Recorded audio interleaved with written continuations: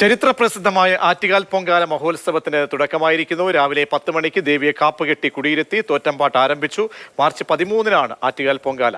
Jibin JB Attukal അമ്പലത്തിൽ നിന്നും തത്സമയം ചേരുന്നുണ്ട്. ജിബിൻ, ഇനിയുള്ള നാളുകൾ അമ്പലത്തിനെ സംബന്ധിച്ചോളം പതിനായിരക്കണക്കിന് ഭക്തർ വന്നു പോകുന്ന ദിവസങ്ങളാണ്. പൊങ്കാലയ്ക്ക് മുന്നോടിയായിട്ടുള്ള മറ്റ് ഒരുക്കങ്ങൾ. ഇന്നിപ്പോൾ ആദ്യ ദിവസം ഉത്സവം ആരംഭിക്കുമ്പോൾ എന്തൊക്കെയാണ് ഭക്തിസാന്ദ്രമായ കാഴ്ചകൾ വൈകുന്നേരത്തെ?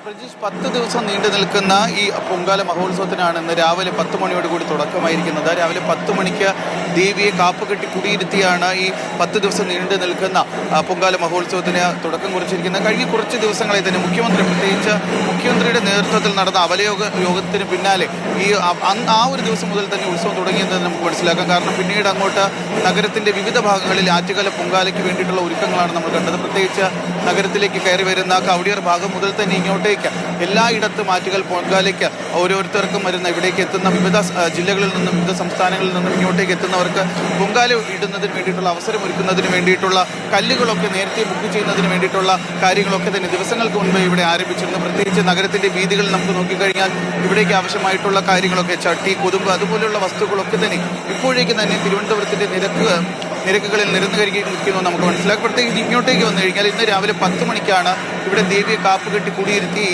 ആഘോഷ പരിപാടികൾക്ക് തുടക്കമായത്.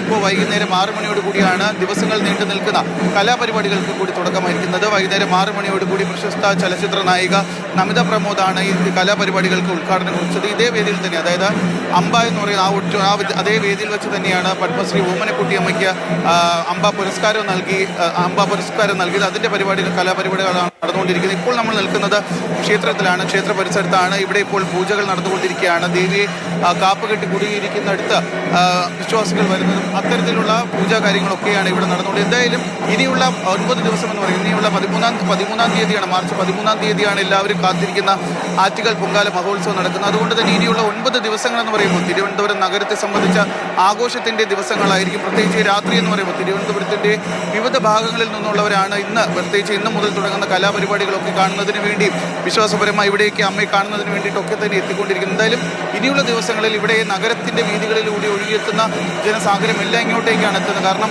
എല്ലാവരുടെയും ഒരു ശ്രദ്ധാ കേന്ദ്രം എന്ന് പറയുന്നത് ആറ്റുകാലാണ്, ആറ്റുകാൽ പൊങ്കാലയാണ്. ഇവിടേക്കായിരിക്കും ഈ തിരുവനന്തപുരത്തിൻ്റെ ഇനിയുള്ള ദിവസങ്ങളുടെ എല്ലാ കാര്യങ്ങളും എന്നുള്ളതാണ് എടുത്തു പറയേണ്ടത്. പ്രതീക്ഷ ജിബിൻ, അങ്ങനെ ഇപ്പോൾ ദൃശ്യങ്ങൾ കാണാൻ കഴിയുന്നുണ്ട്. ഭക്തിസാന്ദ്രമാണ്.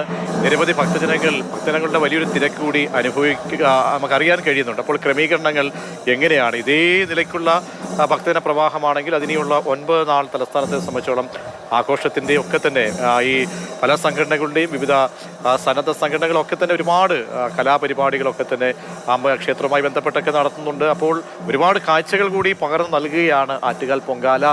അങ്ങനെയുള്ള ക്രമീകരണങ്ങൾ, ആൾത്തിരക്ക് കൂടി ഉള്ളപ്പോൾ സുരക്ഷ സംബന്ധിച്ചൊക്കെയുള്ള കാര്യങ്ങൾ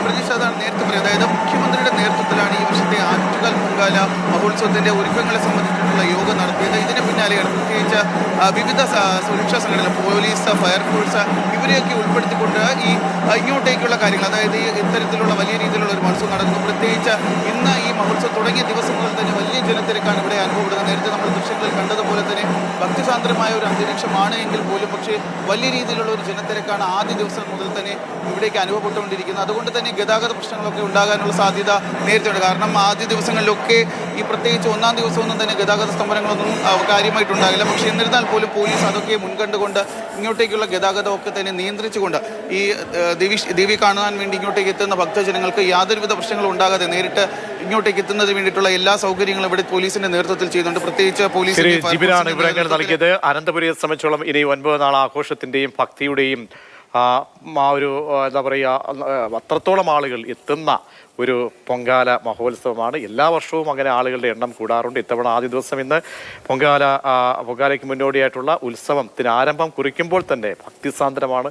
ഒരുപാട് പേര് വരുന്നു. ആളുകളുടെയൊക്കെ തന്നെ വരവിൻ്റെ അനുസരിച്ച് തന്നെ സുരക്ഷാ ക്രമീകരണങ്ങളും കൂടുതൽ ശക്തിപ്പെടുത്തുന്നുണ്ട് അനന്തപുരിയിൽ.